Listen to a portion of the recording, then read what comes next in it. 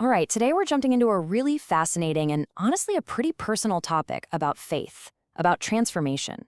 It's called Born Again, Stepping Out of the Well. So, let me start by asking you something. Have you ever felt like a frog in a well? I know, it sounds a little weird, right? But stick with me, because this idea, it's the key to everything we're going to talk about today.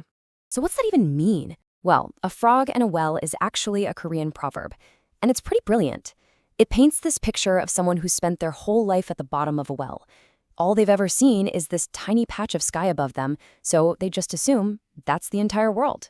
It's such a powerful way to think about a limited perspective. And, this isn't just about being inexperienced. It's more than that. It's about this sort of, overconfidence that can come with it.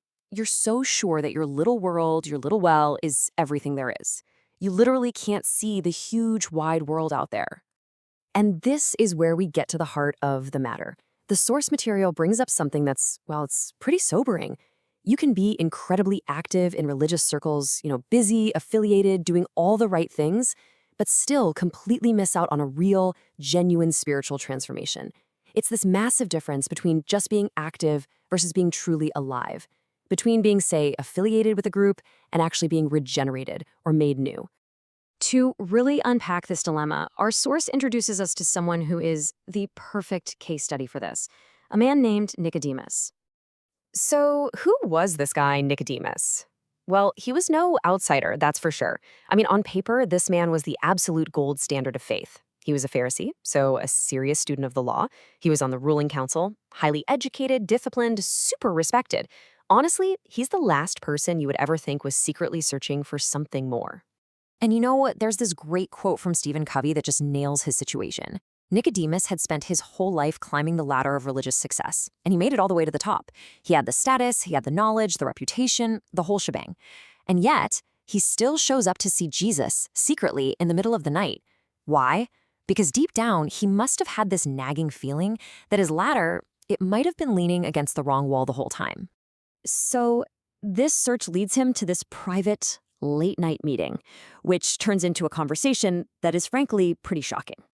You see, Jesus doesn't give him a pat on the back for all his achievements. Not at all. Instead, he just drops this bombshell, this totally radical, system-shattering statement. He says, unless a person is born anew, that person cannot perceive the kingdom of God. Can you just imagine being Nicodemus for a second? This man who has dedicated his entire life to his religion, and then hearing that. Nicodemus probably came looking for, the next level, some insider tips for improvement, maybe an adjustment to his already super impressive life. But Jesus wasn't offering an upgrade. Nope.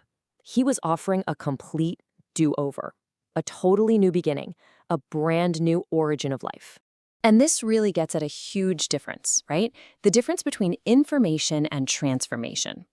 See, Nicodemus had all the information, all the theological knowledge. He knew so much about God. But Jesus was pointing to something completely different. He was talking about experiencing God, about receiving actual spiritual life, not just collecting more facts for his brain. The source explains this with a really powerful analogy, comparing it to a boat. A lot of religion can feel like you're in a rowboat, just rowing with all your might, all human effort, just trying harder and harder. But what Jesus is describing, that's more like being on a sailboat.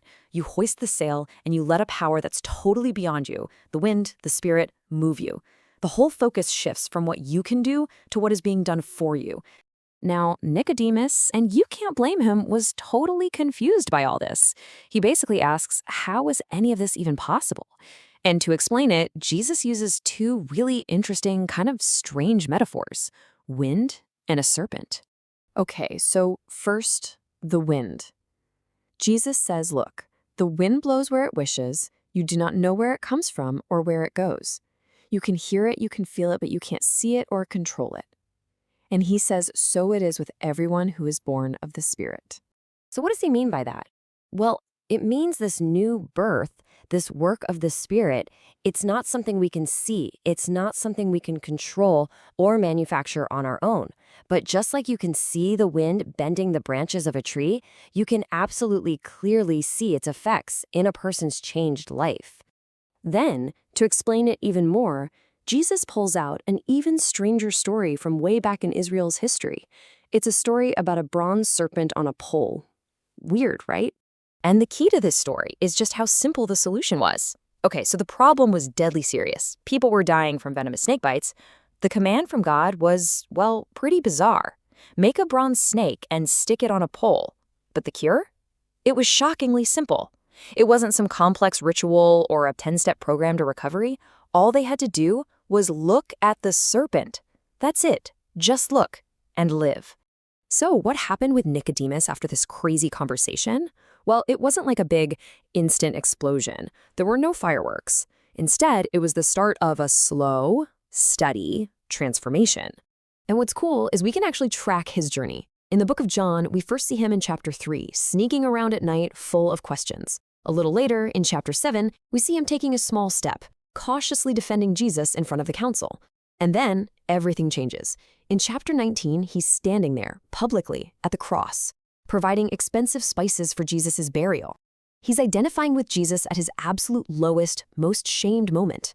The man who came in darkness had finally stepped all the way out into the light. And this incredible journey brings us right back to where we started, taking us from that small, dark well out into the big, wide world. And so the question really lands back on us, doesn't it? The source leaves us with this really challenging thought to chew on.